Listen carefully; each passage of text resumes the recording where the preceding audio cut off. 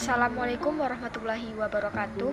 Perkenalkan, nama saya Risti Aulia Putri dengan NIM 2200252, Prodi Administrasi Pendidikan dengan mata kuliah pengantar kewirausahaan.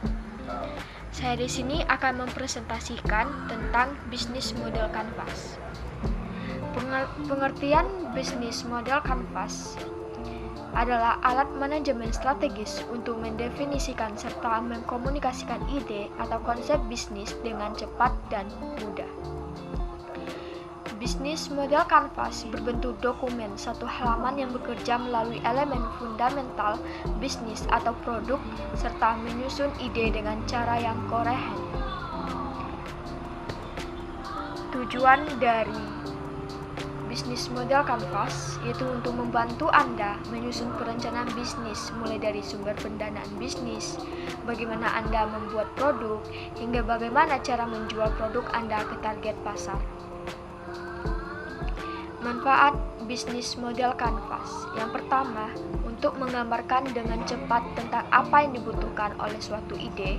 Yang kedua, memungkinkan Anda untuk memahami proses yang diperlukan untuk membuat keterhubungan antara ide Anda hingga membuat menjadi suatu bisnis.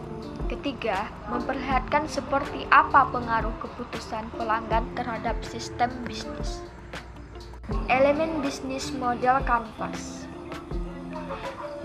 1. Customer segment. Apapun jenis bisnis yang Anda miliki, tentukan dulu segmentasi pelanggan dengan tepat dari awal. Anda juga harus menentukan siapa yang berpotensi membeli produk atau jasa Anda. Yang kedua ada value proposition atau proposisi nilai konsumen. Setelah menentukan siapa saja yang menjadi target konsumen, kemudian Anda harus tahu bagaimana bisnis Anda dapat bermanfaat untuk para pelanggan. Value proposition ini akan menjelaskan mengenai poin-poin ataupun nilai yang ditawarkan oleh suatu bisnis untuk segmen konsumennya. Agar lebih detail, dengan menjawab pertanyaan di bawah ini bisa membantu Anda dalam menyusun value proposition yang tepat. Yang ketiga, channel atau saluran. Channel adalah media interaksi antara bisnis dengan para konsumen untuk menyampaikan produk dan juga layanannya. Penentuan channel ini merupakan salah satu faktor penentu kesuksesan dalam menjalankan bisnis. Pikirkan dengan baik channel apa saja yang Anda gunakan untuk menjangkau konsumen. Misalnya saja dengan menggunakan media sosial, website, dan lain sebagainya. Yang keempat ada customer relationship atau hubungan konsumen. Setelah mengetahui dan memahami segmentasi pasar yang sesuai dengan channel yang akan digunakan, maka sekarang adalah saatnya untuk menentukan bagaimana bisnis Anda berinteraksi dengan pelanggan. Pahami bagaimana cara menjalin sebuah hubungan dengan pelanggan supaya mereka tidak mudah berpaling ke kompetitor. Yang kelima ada revenue stream atau sumber pendapatan.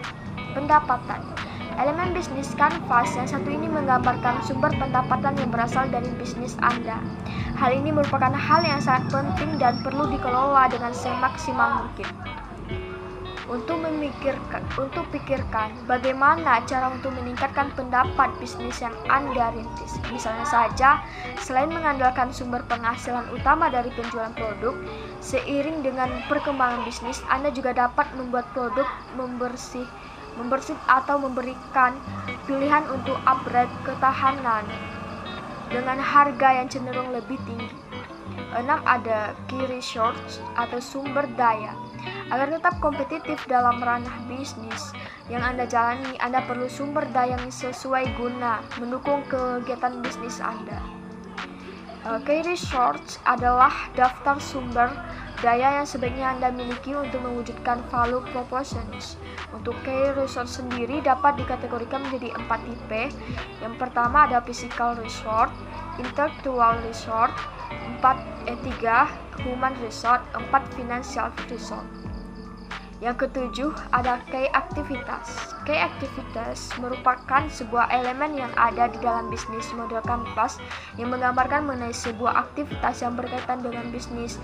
Semua aktivitas tersebut harus menghasilkan value proposition perusahaan.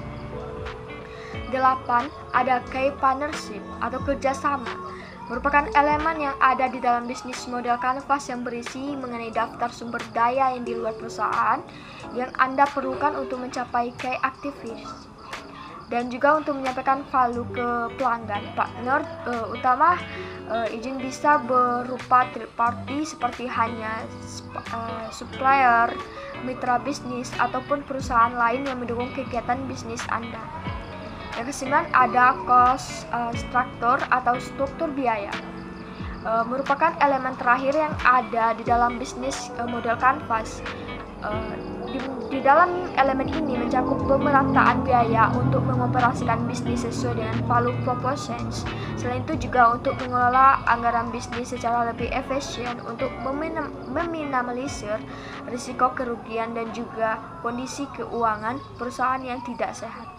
Untuk mengelola keuangan di dalam bisnis, Anda perlu membuat dan menyusun laporan keuangan dan juga pembukuan yang baik. Selanjutnya ada contoh bisnis model kanvas atau struktur model kanvas. Sekian presentasi yang dapat saya sampaikan. Assalamualaikum warahmatullahi wabarakatuh.